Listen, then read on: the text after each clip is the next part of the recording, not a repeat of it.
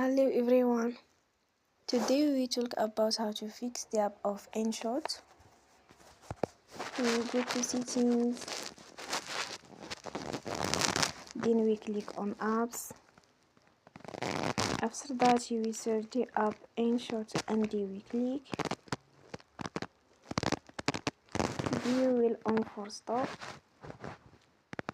After that we go to storage. Then we click on clear cache. In the end, turn your phone and you will recharge your phone again. Don't forget to support us by like and subscribe. See you next time and thank you for watching.